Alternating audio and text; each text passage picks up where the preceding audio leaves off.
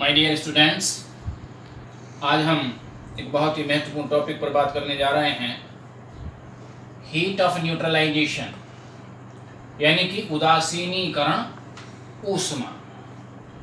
Neutralisation reaction आप लोग पढ़ चुके हैं लोअर स्टैंडर्ड पे कि जब एसिड और बेस आपस में रिएक्शन करते हैं तो साल्ट एंड वाटर का फॉर्मेशन होता है और इस रिएक्शन को हम कहते हैं न्यूट्रलाइजेशन रिएक्शन। ठीक है, आज हम बात करेंगे हीट ऑफ न्यूट्रलाइजेशन पर, यानी कि उदासीनीकरण ऊष्मा क्या है।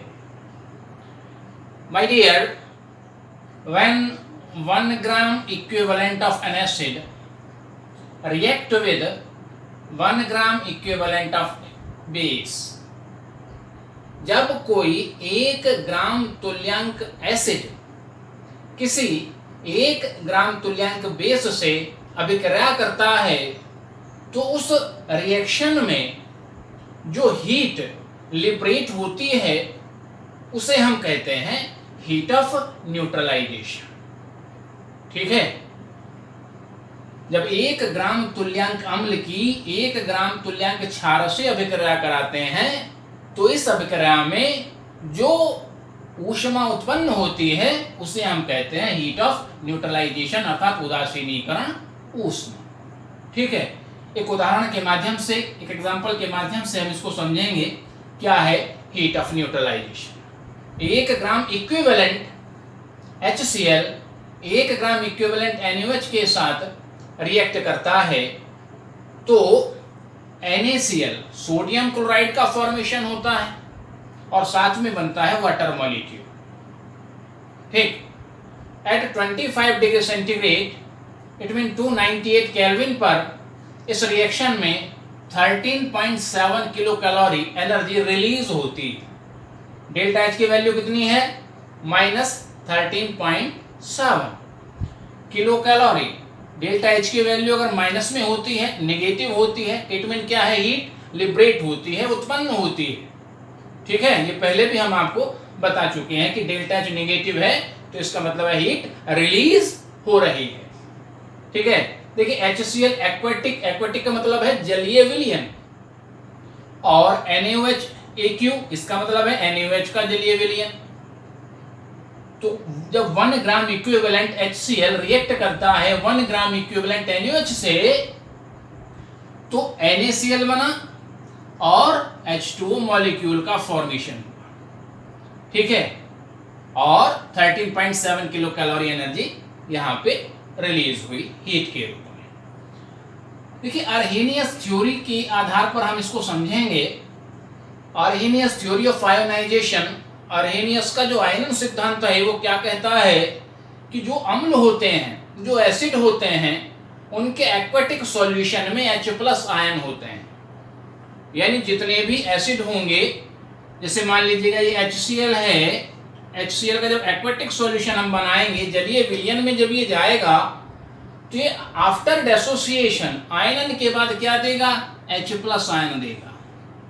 ठीक है, तो HCl के जलीय विलयन में एक्वेटिक सॉल्यूशन में H+ और Cl- आयन होंगे। साथ ही वो कहता है कि जो क्षार है, जो बेस है, उसके एक्वेटिक सॉल्यूशन में हाइड्रोक्सिल आयन होते हैं। ठीक, तो NaOH का जब एक्वेटिक सॉल्यूशन हम बनाएंगे, जलीय विलयन जब हम बनाएंगे तो उसमें होगा Na+ आयन और OH- आयन। यानी कि HCl और NaOH के बीच होने वाली यह अभिक्रिया वास्तव में आयोनिक रिएक्शन है, अर्थात यह आयनों के मध्य होती है। ठीक है, वो कह रहा है कि HCl के एक्वेटिक सॉल्यूशन में H+ और Cl- आयन है, NaOH के एक्वेटिक सॉल्यूशन में Na+ और OH- आयन है। जब HCl में हम NaOH ऐड करते हैं, ठीक है, यानी एसिड और बेस को हम आपस में मिलाते हैं तो जो H+ आयन है एसिड का, वो बेस के हाइड्रोक्सिल आयन के साथ क्या करता है? कॉम्बिनेशन करता है और पार्शियली आयोनाइज्ड, जिसे हम कहते हैं अल्प आयनित वाटर मॉलिक्यूल का फॉर्मेशन करता है। ठीक है, साथ में ये साल्ट का फॉर्मेशन हुआ, NaCl का फॉर्मेशन हुआ, NaCl एक इलेक्ट्रोलाइट है, एक्वेटिक सॉल्यूशन में Na+ और Cl- आयनों में डिसोसिएट रहेगा। ठीक है, तो इस रिएक्शन में 13.7 किलो कैलोरी एनर्जी क्या हो रही है, लिबरेट हो रही है, उत्पन्न हो रही है। ठीक, तो वो कहता है कि जो H+ आयन ऑफ एसिड है, अम्ल के जो H+ आयन हैं वो कंबाइन होते हैं किसके साथ, hydroxyl ion of base, and form A molecule of H2O, water molecule बनाते हैं, और इस रिएक्शन में 13.7 किलो कैलोरी हीट रिलीज होती है। ठीक, वो कहता है कि वास्तव में जो हीट ऑफ न्यूट्रलाइजेशन है वो है क्या, वो है हीट ऑफ फॉर्मेशन, यानी कि उत्पादन ऊष्मा है। अभी पिछले ही वीडियो में हम बात कर रहे थे हीट ऑफ फॉर्मेशन की, तो वहां पे हीट ऑफ फॉर्मेशन क्या है कि किसी कंपाउंड का डेफिनिट टेम्परेचर पर कांस्टिट्यूएंट एलिमेंट से, जो उसके कांस्टिट्यूएंट एलिमेंट हैं उनसे फॉर्मेशन जब हम करते हैं तो वो जो हीट लिबरेट होगी वो होगी हीट ऑफ फॉर्मेशन। ठीक है, लेकिन यहाँ पे जो हीट ऑफ फॉर्मेशन है वाटर मॉलिक्यूल का, वो किससे है, H+ ion and hydroxyl ion. ठीक, वो कह रहा है कि वास्तव में जो हीट ऑफ न्यूट्रलाइजेशन है, यानी कि उदासीनीकरण ऊष्मा है, वो H2O की उत्पादन ऊष्मा है, अर्थात हीट ऑफ फॉर्मेशन है किसके द्वारा, H+ और हाइड्रोक्सिल आयनों के संयोजन से H2O की उत्पादन ऊष्मा है। यानी H+ आयन और हाइड्रोक्सिल आयन परस्पर संयोजन करते हैं, कंबाइन हो जाते हैं और H2O का फॉर्मेशन करते हैं।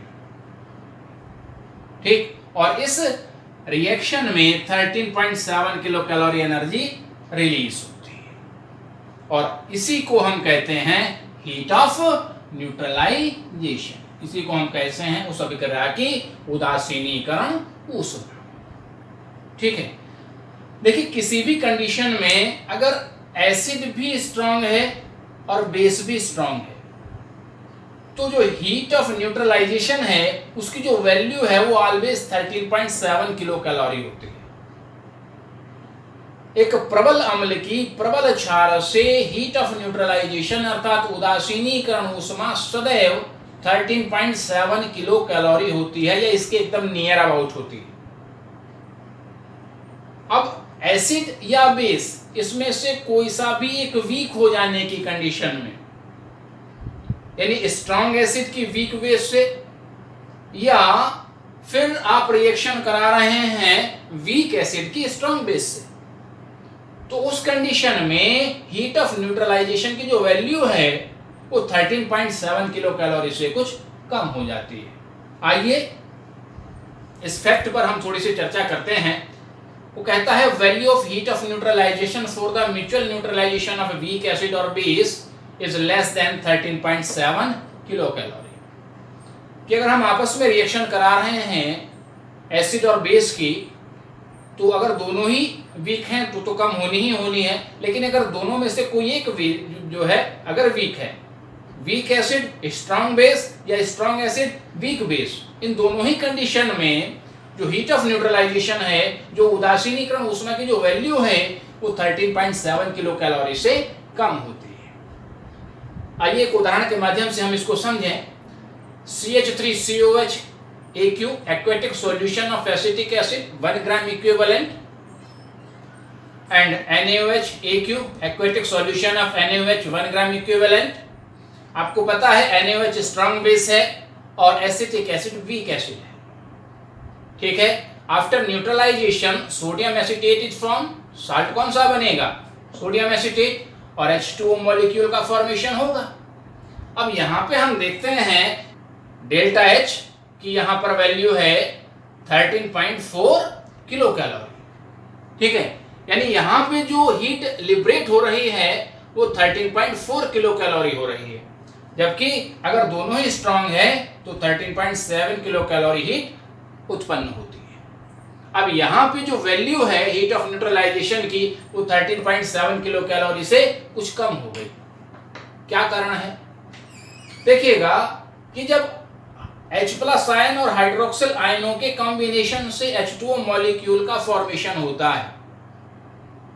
तो 13.7 किलो कैलोरी हीट ही वहां पे उत्पन्न होती है। लेकिन होता क्या है, some amount of obtain heat, उत्पन्न ऊष्मा की कुछ मात्रा is used in the ionization of weak acid और बेस।